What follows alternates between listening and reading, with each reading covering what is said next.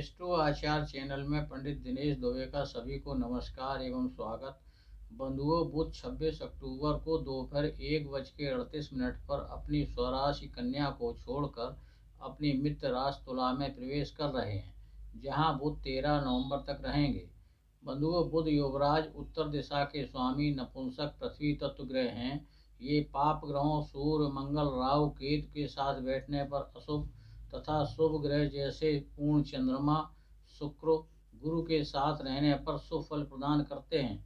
बुध वाणी, बुद्ध, ज्योतिष, चिकित्सा, शिल्प, कानून, वाणिज्य, गणित, कला एवं वाक सिद्धि के कारक ग्रह हैं। बुध से गुह योग, संग्रहणी, बुद्धि भ्रम, मूक, आलस्य, श्वेत कुष्ठ जैसे रोगों का विचार किया जाता है। 26 अक्टूबर को बुध जिस तुला राशि में जा रहे हैं, वहां पहले से 3 ग्रह सूर्य, केतु व शुक्र विद्यमान है।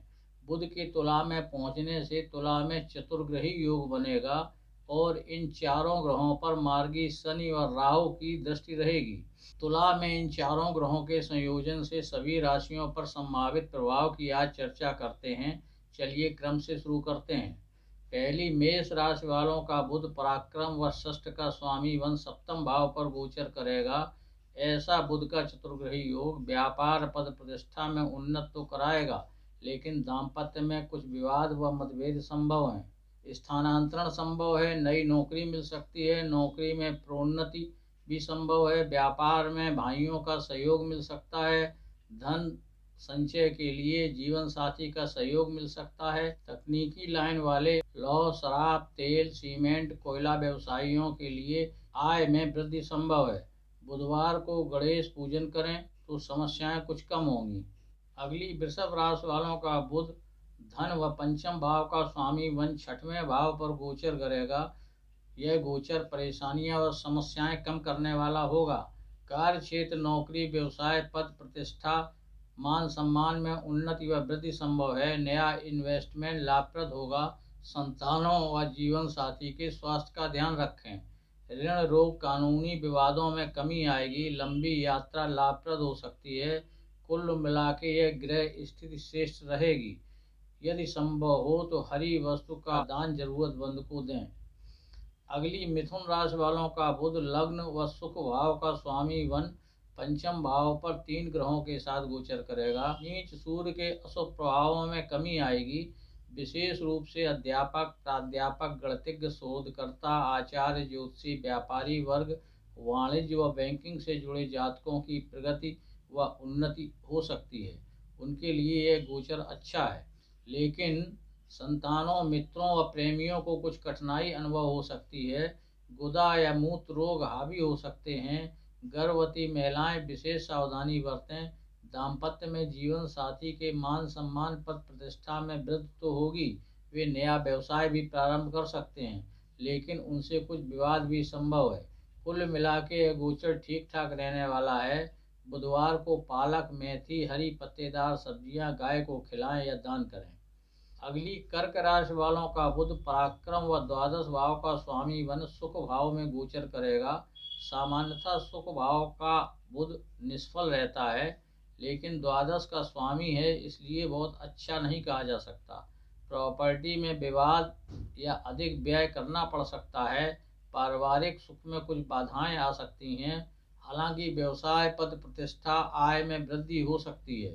धार्मिक कार्यों में व्यस्त रहेंगे। दाम्पत्य में वाणी के कारण कुछ मतभेद संभव हैं।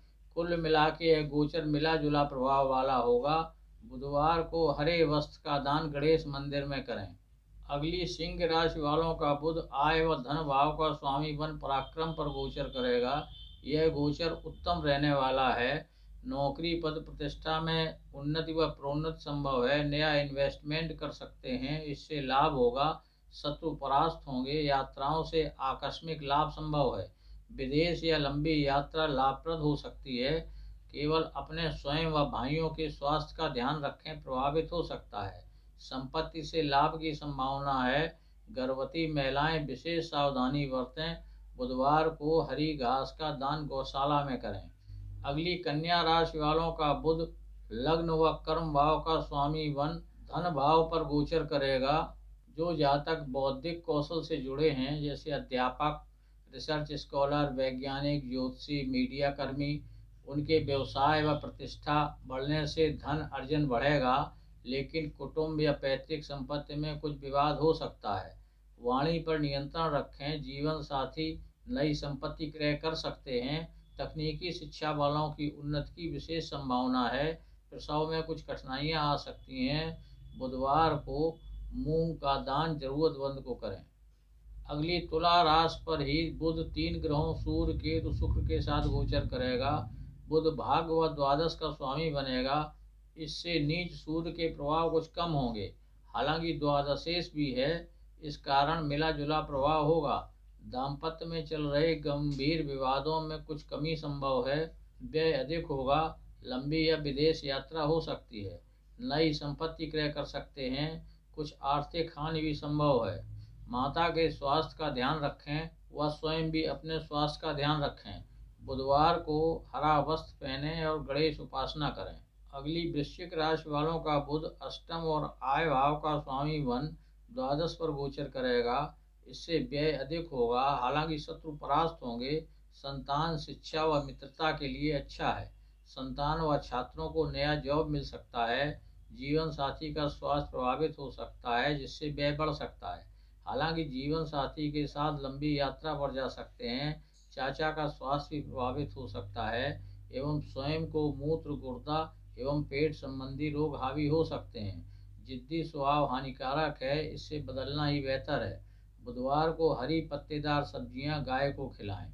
अगली धनुराशि वालों का बुध कर्म भाव का स्वामी बन आय भाव पर गोचर करेगा।